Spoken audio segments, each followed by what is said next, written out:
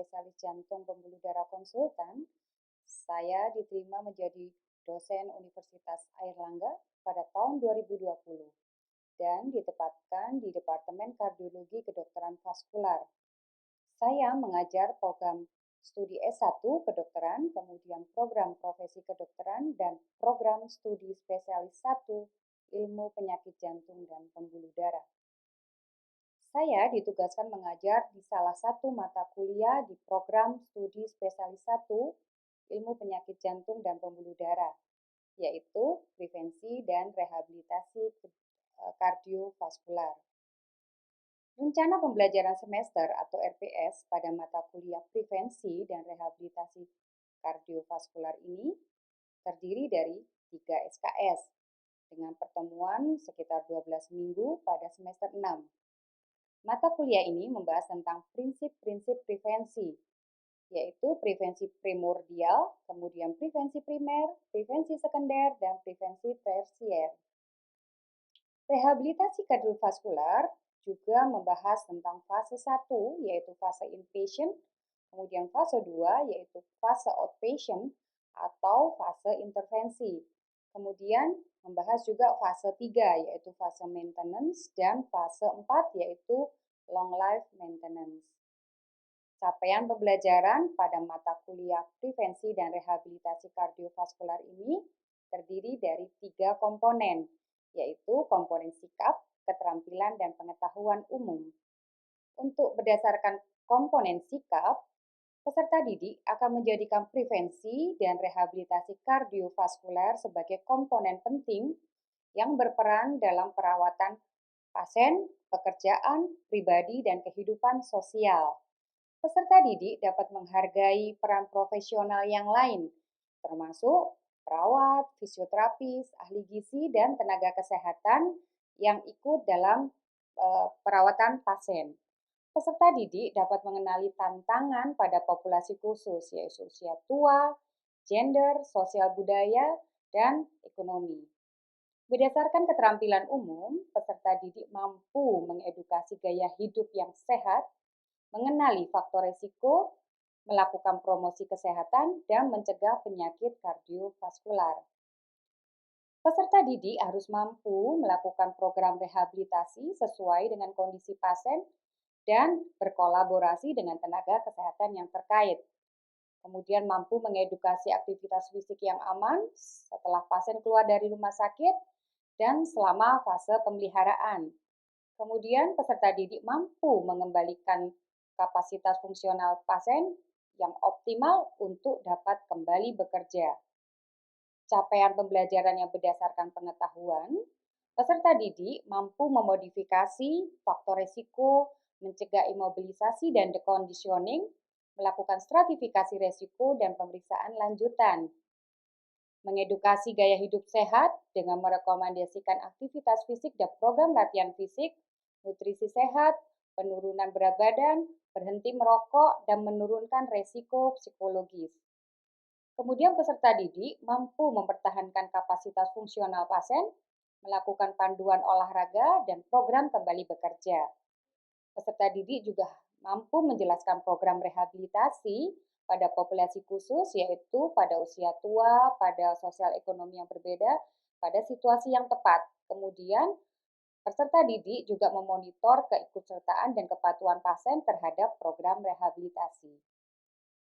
Capaian pembelajaran mata kuliah atau CPMK dari mata kuliah prevensi dan rehabilitasi kardiovaskular yaitu mengikuti pembelajaran ini peserta didik dapat melakukan prevensi dan rehabilitasi secara garis besar yaitu prevensi primordial, kemudian primer, sekunder, dan tersier, serta melakukan rehabilitasi dari fase 1 sampai fase 4.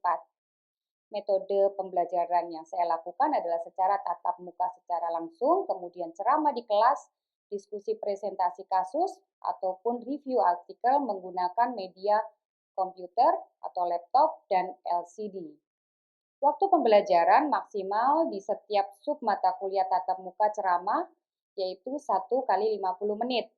Presentasi kasus atau review artikel sama 1 kali 50 menit. Kegiatan belajar mengajar tidak hanya berlangsung di kelas, Namun peserta didik langsung berinteraksi dengan pasien baik di ruangan ataupun di poliklinis. Kemudian kami melakukan inovasi yaitu melakukan interaksi terhadap pasien ataupun masyarakat bersama dengan peserta didik untuk melakukan prevensi dan rehabilitasi kardiovaskular bersama kader, tenaga kesehatan, dan lembaga yang terkait. Contohnya, kami melakukan kerjasama dengan Yayasan Jantung, kemudian Puskesmas, dan Dinas Kesehatan. Ini merujuk kepada program pemerintah yaitu MBKM, yaitu Merdeka Belajar Kampus Merdeka. Kemudian, asesmen dari capaian pembelajaran mata kuliah dari prevensi dan rehabilitasi kardiovaskular ini dapat berupa penilaian dan indikator hard skill maupun soft skill.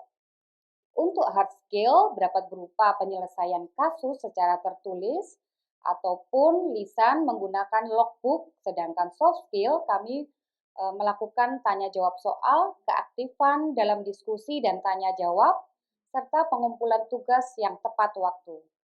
Dengan bobot nilai dari masing-masing item, totalnya adalah 100%, di mana minggu pertama sampai minggu ke-8 sekitar 10%, kemudian sisanya minggu ke-9 sampai minggu ke-12 sekitar 5%. Inovasi yang saya lakukan selama pandemi COVID-19, pembelajaran ini kami lakukan secara daring. Dan saya juga memberikan pembelajaran lewat video pembelajaran yang bisa diakses melalui link YouTube untuk mahasiswa S1 kedokteran, dokter muda, dan PPDS SP1. Sehingga kegiatan dari belajar mengajar tetap berlangsung dan peserta didik dapat mendapatkan ilmu selama pandemi COVID-19. Terima kasih. Wassalamualaikum warahmatullahi wabarakatuh. Bismillahirrahmanirrahim. Assalamualaikum warahmatullahi wabarakatuh. Adik-adik, pagi ini kita akan membahas tentang pencegahan primer ya pada penyakit kardiovaskular. Sebagai pendahuluan, adik-adik kita tahu bahwa penyakit kardiovaskular itu merupakan penyakit yang penyebab kematian dan kesakitan yang paling tinggi. Dan untuk itu di negara-negara Eropa sudah terkonsentrasi bagaimana kita bisa mencegah terjadinya penyakit kardiovaskular. Tidak hanya kita menterapi, tetapi kita harus dapat mencegah terjadinya penyakit cerebrokardiovaskular yaitu ICVD.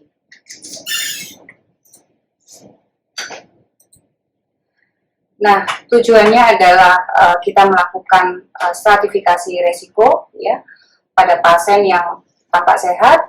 Ya, kita harus melihat stratifikasi resiko itu ada beberapa cara ya yang bisa kita juga download di HP ya untuk melihat resiko ICVD 10 tahun ke depan ataupun pasien yang sudah dengan ICVD yang sudah established, kemudian kita mencegah kecacatannya, ataupun pasien dengan kondisi tertentu yaitu pasien yang memiliki faktor risiko terjadinya ICVD. Contohnya pasien dengan diabetes, pasien dengan riwayat keluarga hiperkolesterol. Ini semuanya untuk kita mengestimasi risikonya terjadinya cerebrovascular disease ya.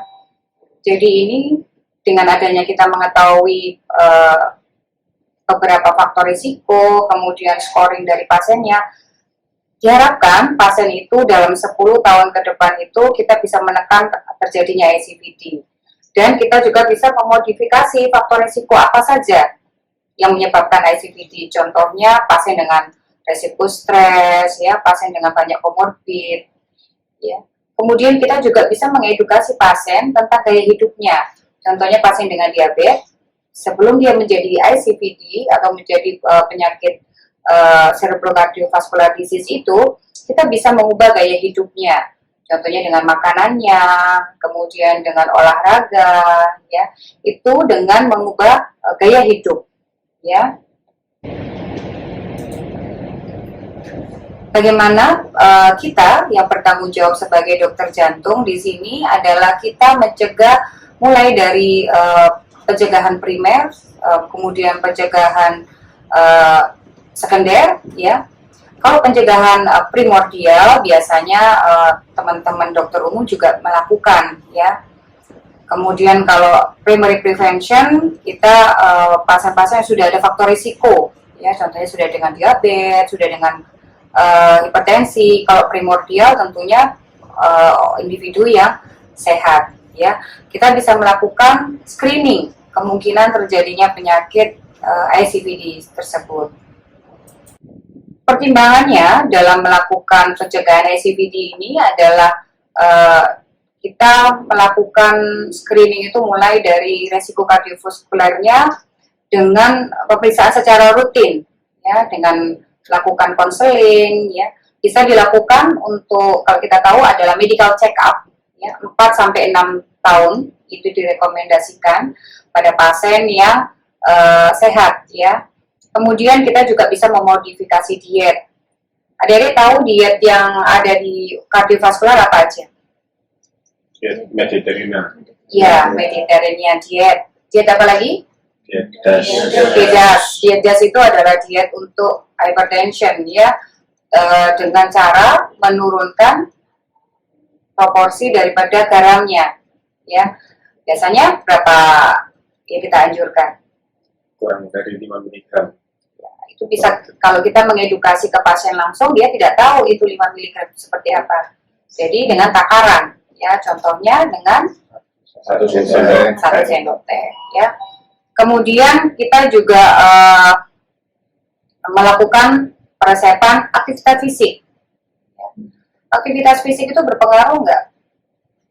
Berpengaruh ya. Beberapa lama yang lalu ada isu bahwa telomer kita akan memanjang kalau kita berhasil melakukan aktivitas fisik dengan baik ya, jadi awet muda ya. Tentunya itu juga untuk pasien dengan mencegah terjadinya penyakit kardiovaskular. Aktivitas fisik bisa meningkatkan kebugaran, bisa meningkatkan juga kardiorespiratori ya. Kemudian obesitas dan penurunan berat badan. Ini juga harus kita edukasi ke pasien, karena obesitas itu merupakan faktor resiko.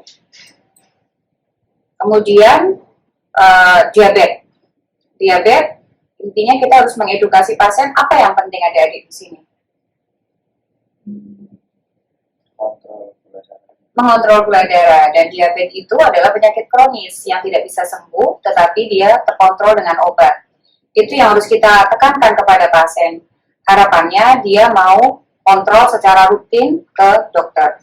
Ya, kadang-kadang ada pasien dia merasa bahwa gulanya sudah baik, dia tidak mau kontrol lagi. Ya.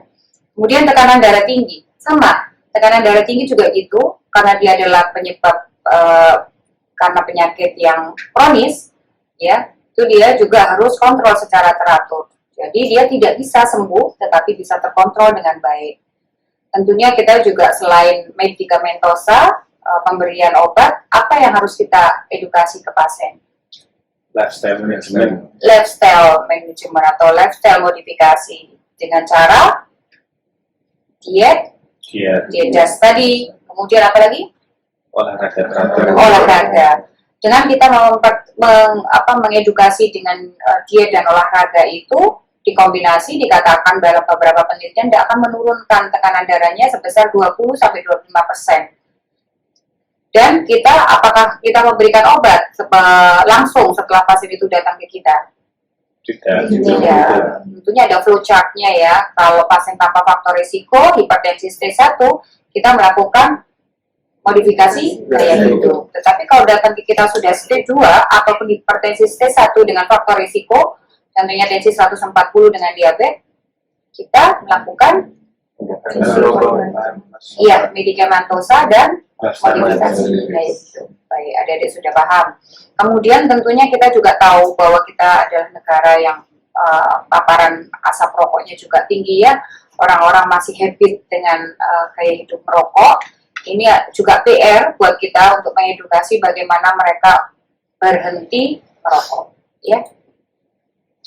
Ini adalah faktor resiko untuk ICVD ya, yang dapat dimodifikasi dan tidak dapat dimodifikasi.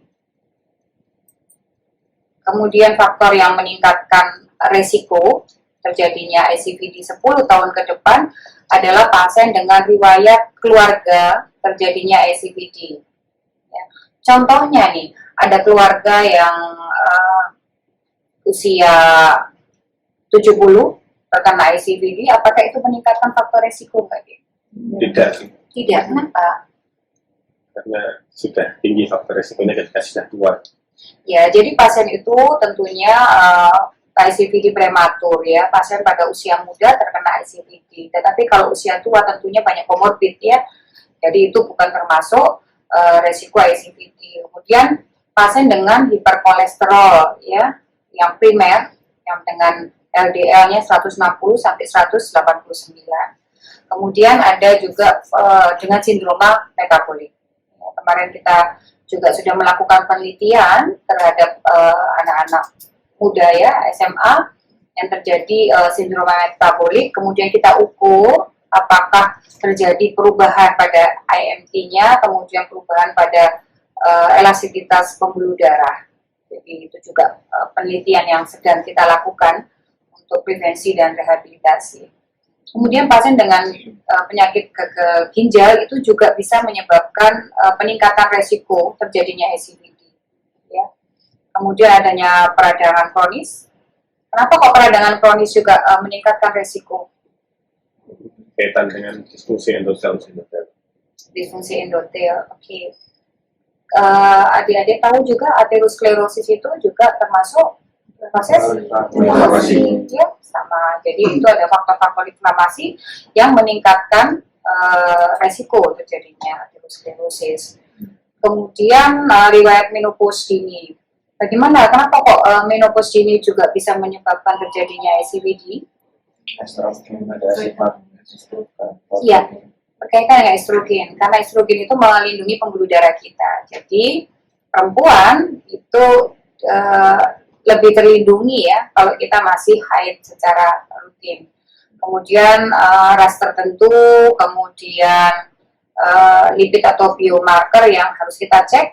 Biasanya apa? LDL. Untuk yang lipid yang untuk untuk riwayat dengan keluarga ICVD, kita bisa mengukur LPA ya.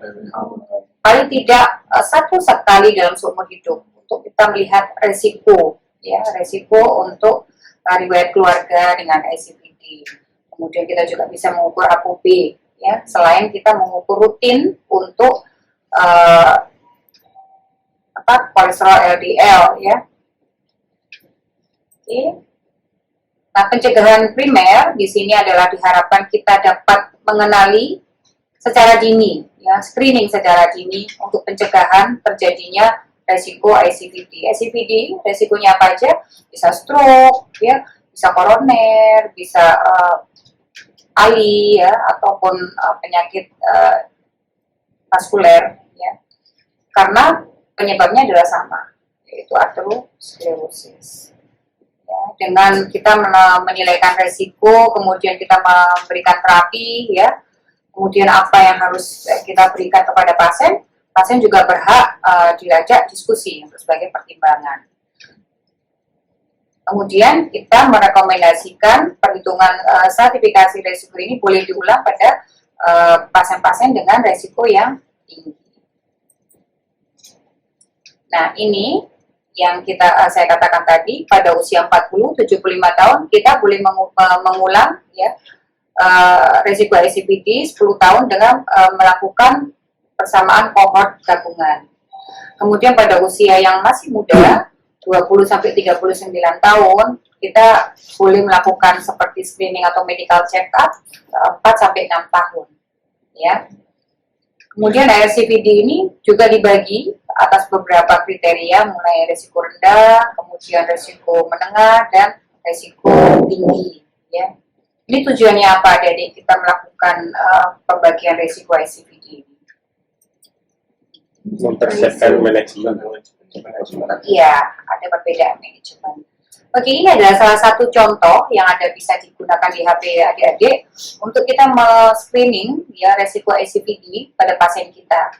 Ini bisa kita gunakan di tempat praktek kita apakah pasien itu berisiko terjadi SCVD dan kapan kita merekomendasikan mereka untuk melakukan screening ulang ya. Tadi kalau usia tua kita harus secara annual atau secara rutin kita melakukan pemeriksaan. Yang ini adalah perbedaan untuk ICPD yang risiko rendah, borderline, menengah, dan risiko tinggi. Betul adik-adik, tujuan di sini adalah kita pemberian terapi. Untuk yang risiko tinggi itu kita adalah target LDL-nya itu harus kurang dari 50. Ya. Kemudian ini adalah rekomendasi diet. Ya, ada nutrisi yang kita harus sampaikan ke pasien, yaitu tentang bagaimana tadi Mediterranean diet. Mediterranean diet itu apa yang penting di situ adik-adik?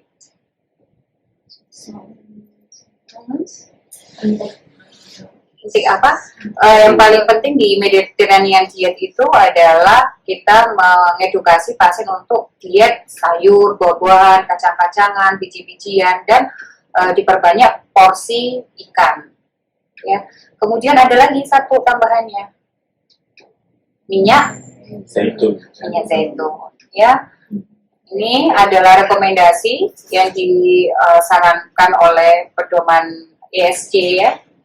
Kemudian kita diet dengan garam yang rendah juga ini ya. Kita lihat rekomendasinya kelas 3. Kemudian mengurangi asupan daging olahan, ya, ini tentunya mengandung lemak yang tinggi ya kalau daging olahan itu. Kemudian karbohidrat olahan dan minuman manis. Karbohidrat olahan itu apa contohnya? Minuman manis, minuman dalam kaleng. Betul, bisa ya, gula gitu kan itu juga sugar ya. Kalau nasi itu sebenarnya apa? Hidden sugar juga kan? Iya. Kemudian lemak trans juga harus dihindari untuk ya mencegah terjadinya resiko SCVD ya, harmful. Nah ini adik-adik olahraga yang dianjurkan. Kadang-kadang ada pasien kita mengatakan bahwa, oh dok saya sudah melakukan aktivitas olahraga dengan cara saya bekerja sebagai dokter nih contohnya, ataupun saya sudah bekerja sebagai ibu rumah tangga yang melakukan aktivitas sehari-hari dengan melakukan gerak. Adik-adik, aktivitas fisik dan olahraga itu sangat berbeda. Olahraga itu sesuatu yang berulang, yang bisa terukur, ya, energinya juga tertentu, ya, beban energinya, dan itu diharapkan akan meningkatkan kardiorespiratori daripada pasien kita. Dan bisa kita ukur intensitasnya, sedang, ringan, berat, ya. Kemudian ada targetnya. Kalau dia intensitas yang sedang, per minggu diharapkan dia melakukan olahraga 150 menit. Kadang-kadang pasien kita yang mengatakan bahwa saya itu jalan dok, cuman 10 menit, apakah itu bisa? Tidak, ya. Paling tidak kita harus mengukur apakah intensitasnya itu sedang atau tinggi, ya. Berapa jam bebannya, itu kita harus ukur untuk pasiennya. Karena pasien sedentary itu juga berisiko terjadinya ICVD. Ya. Kebutuhan energi sesuai dengan aktivitas fisik, ya, sudah dibagi. Kalau jogging, lari, bersepeda itu adalah aktivitas yang intensitas tinggi, ya, atau kuat. Baik, kemudian ini faktor yang mempengaruhi penyakit kardiovaskular lainnya sudah saya jelaskan tadi. Obesitas, diabetes harus terkontrol, hiperkolesterolan harus terkontrol baik, hipertensi harus terkontrol. Kemudian stop merokok, ya, ini yang agak sulit pada pasien. Kemudian kelebihan berat badan juga harus kita ukur, ya, secara benar, ya, dari lingkar pinggang, BMI. BMI-nya yang dikatakan ideal itu berapa, Dede? 18, ya. Oke. Kemudian diabetes, ini tetap kita harus tetap bermasalah dengan diabetes, harus menurunkan berat badannya, kemudian beraktivitas fisik, dan pemberian obat-obatan sebagai lini pertama kita bisa menggunakan metformin Kemudian sekarang ada pengobatan tambahan yaitu SGLT2, gitu ya, itu yang rekomendasi yang terbaru. Ini adalah pencegahan ACVD berdasarkan HbA1c-nya, adik-adik, apakah aktivitasnya, kemudian kita juga melakukan pemberian manajemen terapi obat-obatannya termasuk metformin. Kemudian dislipidemi itu yang kita tahu apa kolesterol apa yang paling berhubungan dengan ACVD ini. LDL, kita tahu bahwa LDL yang terfagositosis oleh makrofag dia akan menimbulkan plak ya. Untuk itu pemberian terapi pada pasien dengan ACVD tadi sudah ada dijelaskan bahwa berdasarkan stratifikasi resikonya tinggi, rendah, borderline ya ataupun sedang. Nah di sini ini adalah menentukan target terapi untuk LDL-nya dan pemberian obat untuk LDL-nya ya. Kemudian ada beberapa penilaian yang akan meningkatkan resiko ACVD, tentunya dengan cara kita mengukur anatominya ya, melihat anatominya dengan mengukur kalsium skornya. Kalau kalsium skornya udah tinggi ya, itu dikatakan bahwa dia sudah ada plak-plak, sudah secara anatomi kita melihat ya. Ya kalau dia lebih dari 100, kita sudah direkomendasikan untuk memberikan statin ya. Ini adalah pengukuran kalsium skor. Ini adalah kalsium skornya ya adik-adik. Kita lihat di sini warna putih ini sebagai ukuran Hochschild unit yang mengatakan bahwa beban kalsiumnya udah tinggi, hampir seperti ini tulang belakang kita. Ya, tanpa kontras kita sudah lihat beban kalsiumnya yang tinggi. Kemudian hipertensi, targetnya adalah menurunkan tekanan darahnya dengan terkontrol obat dan gaya hidup yang baik, yaitu menurunkan berat badan, diet yang sehat, kemudian peningkatan aktivitas fisik dan stop alkohol. Ya. Untuk pasien dengan pasien dengan penyakit tertentu seperti penyakit ginjal kronis, targetnya juga beda. Ya, dia harus lebih rendah lagi karena penyakit ginjal itu juga merupakan faktor risiko ACVD. Jadi targetnya kurang dari 130, ya, termasuk diabetes juga.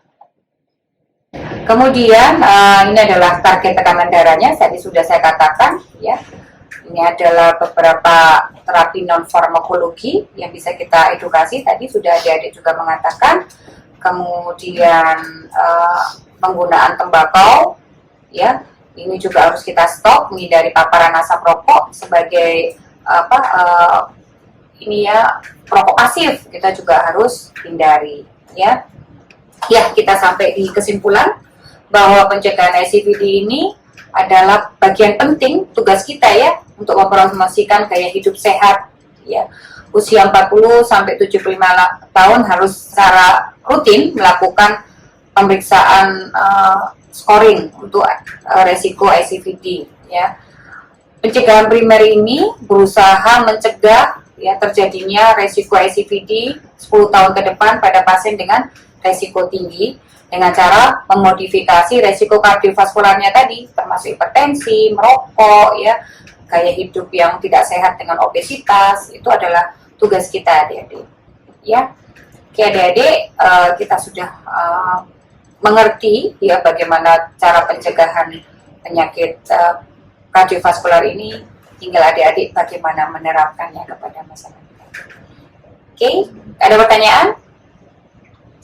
Ya, kalau tidak ada, saya akhiri ya. Selamat belajar, semoga berguna. Assalamualaikum warahmatullahi wabarakatuh. Waalaikumsalam warahmatullahi wabarakatuh.